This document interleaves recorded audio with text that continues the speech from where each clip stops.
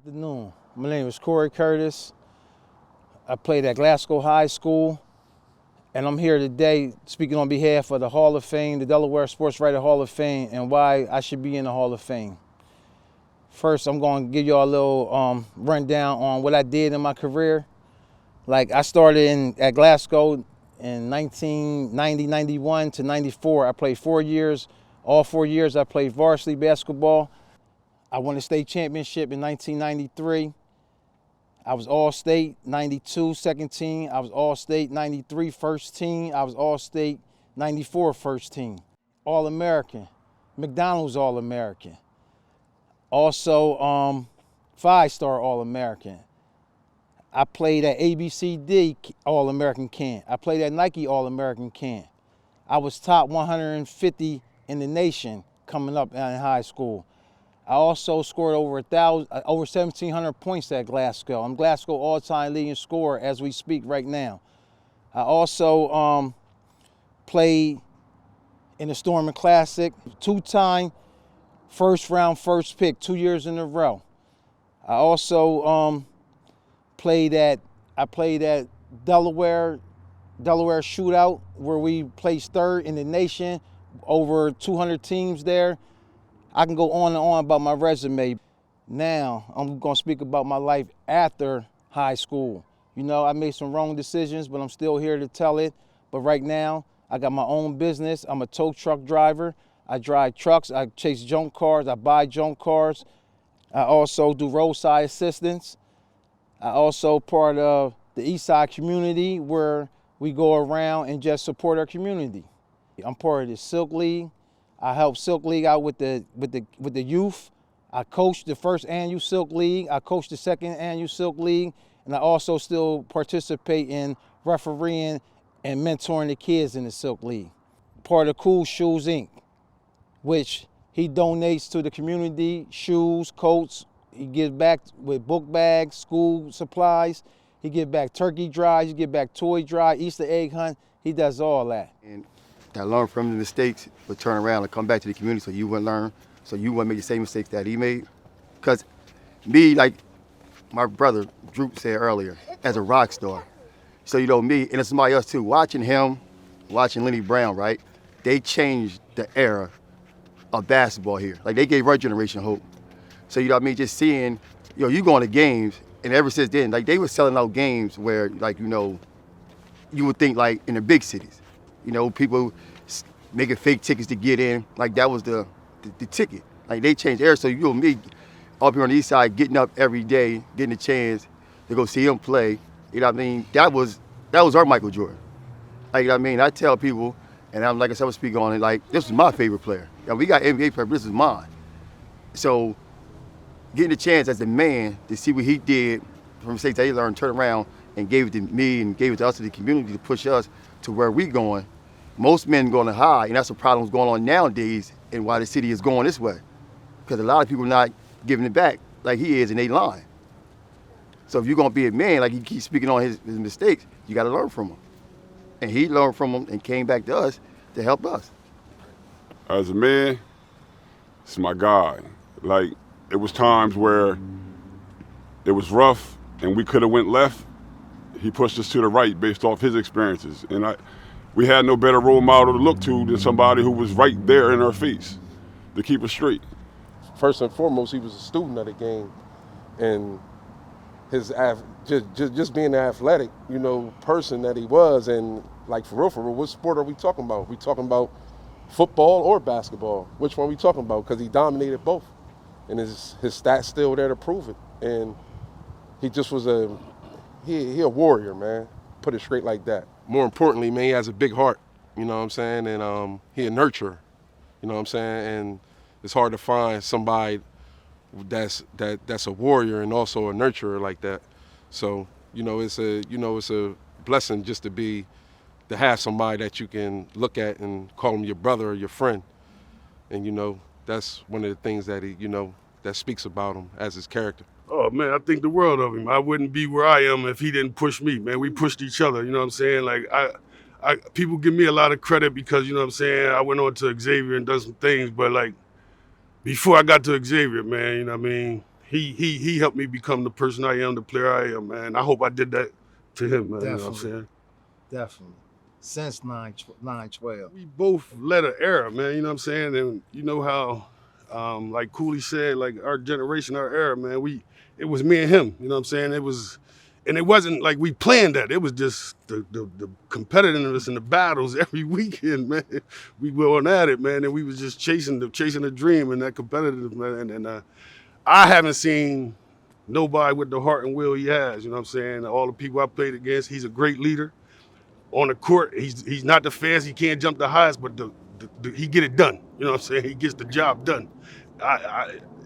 That's all I can say. He gets the job done. Period. He's a stand-up guy. He came full circle. You know what I'm saying? Like people judging him off of one mistake in his life. You know what I'm saying? But nobody's perfect. You know what I'm saying? And one thing I appreciate is he stood up, you know what I'm saying? He acknowledged that he made a mistake, you know what I'm saying? And he came home and changed his life around, you know what I'm saying? Did a 360, you know what I'm saying? He's still here to be able to correct some of the mistakes and move forward, you know what I'm saying? And I'm happy to be here to be a part of this, man. And I don't think it's deserved. I think he should have been in there. And that's just me. Class of 1994, I'm a two-time state champion. And again, in all honesty, I'm nowhere near as good as half these brothers out here, but I played in the era. And I have a heck of a memory. And so when we're talking about a man who should be in the Hall and should be in consideration, you have to include Corey in the conversation. Again, why do you have to? Because you're looking at the toughest era in high school sports here in Delaware is the 90s. And you cannot talk about the 90s without talking about Glasgow. And you can't talk about G High without talking about this man. So again, if we're just looking at it systemically, logically, how do we go about this? Corey has to be into the conversation. What did he mean to a generation of us? For me, he was Darth Vader.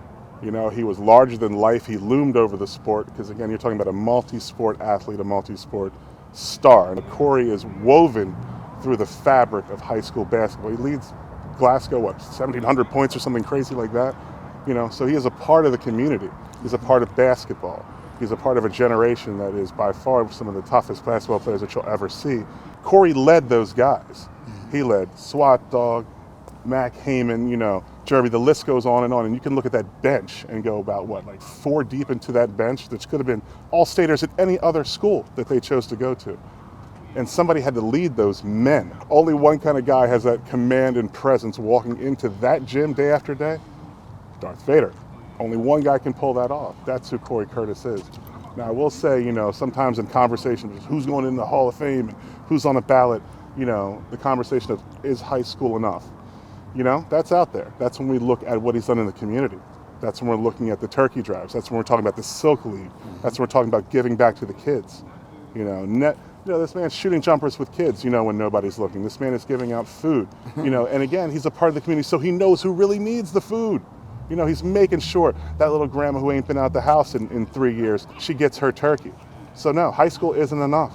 But involvement in the community, involvement with the youth, that's in the conversation too, in terms of what makes this man great, what makes him a part of our community. And again, he is Wilmington. He has made his mistakes like the majority of us have here in your fair city. But guess what? He's risen and he's come back and he's given back in the ways that he's known how, and the ways that he's able to grow too. Again, he gives back to the youth, he's involved in basketball, and he's always in that conversation. Corey Curtis, Corey Curtis, Corey Curtis. So again, this, from my perspective, again, Sanford, class of 94, having been on the court, played against the man, and having played against the top people of our generation. I count the people that I physically played against or been on the team with: Rasheed Wallace, Vince Carter, Steve Wojciechowski. We can go up to the great Earl brothers, if we want to keep it Mid-Atlantic, Malik Allen, et cetera, et cetera. I've physically seen Corey best the entire Mid-Atlantic region at camps before your Chick-fil-A was, so popular. We were at a Chick-fil-A sponsored camp. And again, here I hopped in the car. I had no idea why I'm even in this vehicle, but I look around and here's Mac, here's SWAT, here's Corey, and here we are at this camp tucked away. And our bunkmates in one cabin, you've got 4 All-Americans, 2 current college coaches, people who have their jerseys retired at Penn State, like Malik Allen, like I said, the Earl brothers, one coaches at Princeton, I think now. Here we all are in that, and things get a little chippy, from time to time, but I watch, I'm sitting back watching Darth Vader hold his own, like, They will beat all y'all right now. All y'all, before the lights go out and when the lights go up in the morning on the court. And I watch him spank everybody, but leading, again, a pack of perennial all-stars, leading them as their leader. And never once flinching, never once, oh man, I think we might be in trouble. Never once. The confidence level on this man was unwavering at all points in time. Again, he defined a generation of what it took to be great, not only in basketball, but in multiple sports. So, again, this is just my little piece, recognizing the greatness of Corey, recognizing that if this small effort that we have here as a community to get him on the ballot and to let the fates decide, that's what we're really going for here. So again, if I can just say my piece as a representative from Sanford of the generation who played against some of the most talented Hall of Famers, et cetera, I think he's in the conversation. Please, respectfully, humbly, put him on the ballot, then let's let the fates decide. I'm not just speaking as a friend, but as a fellow brother and as a teammate. Corey and I, we grew up playing together as preteens, and you could see greatness on him, from a kid. And we got to Glasgow, and as teammates in the backcourt with a fellow Hall of Fame inductee, Duffy, Alan Samuels, and we did some great things as teammates. And from Corey's perspective, we're petitioning again to get him on the ballot. We believe that the Hall of Fame recognition is he's definitely worthy of it. And this man has been doing things on a court, looking at it strictly from the high school era, one of the greatest eras ever, that I've never seen. I played with him his freshman and sophomore year, and as a sophomore, he was leading upperclassmen to one of the best years that we've had, not just in Glasgow history, but probably in state history for teams that didn't win a chip. 22-2, winning games by an average of 20 plus points, scoring at a record-breaking pace, and this man led us in scoring, like second assists, leading us in rebound and just doing some phenomenal things. And his senior year was even better.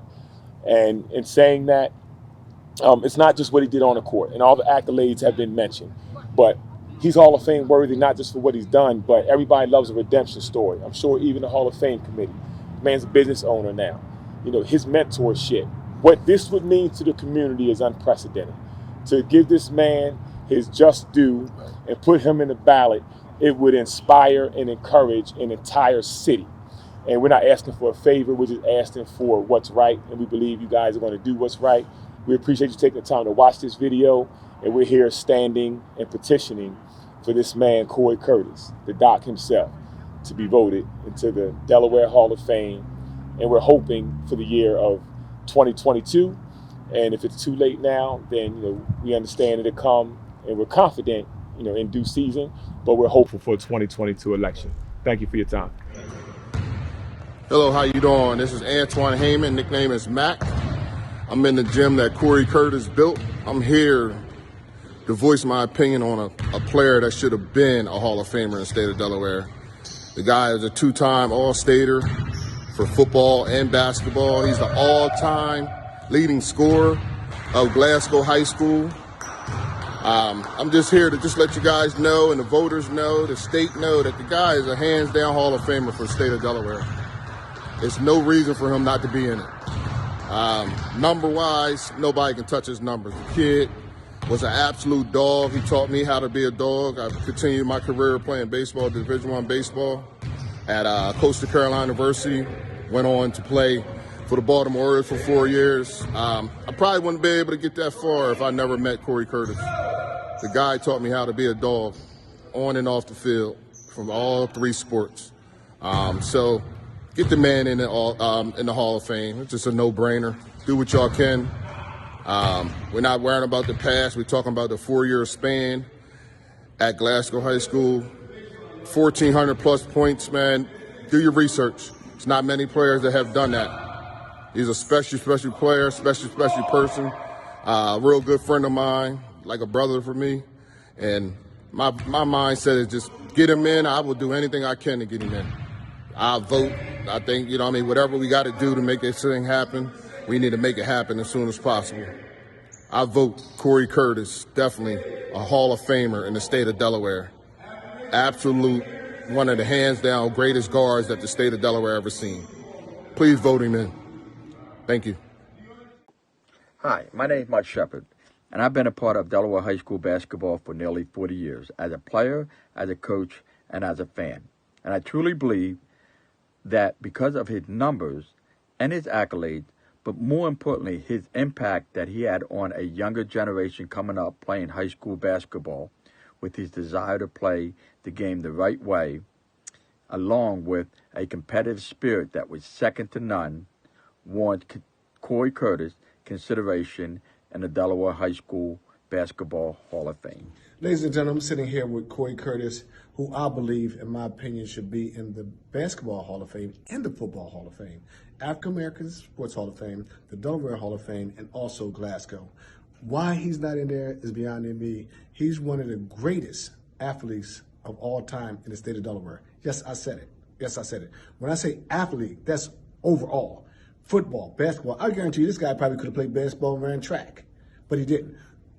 He was all state in those two sports. He needs to be in the Hall of Fame. Corey, you agree with me on that? I definitely agree with you on that. All right. But we're going to get you in there, man. And ladies and gentlemen, as you're watching this, man, this is Storm and Norman saying, Corey Curtis, good luck, man. Thank you, Storm. I appreciate you. Appreciate you too, buddy.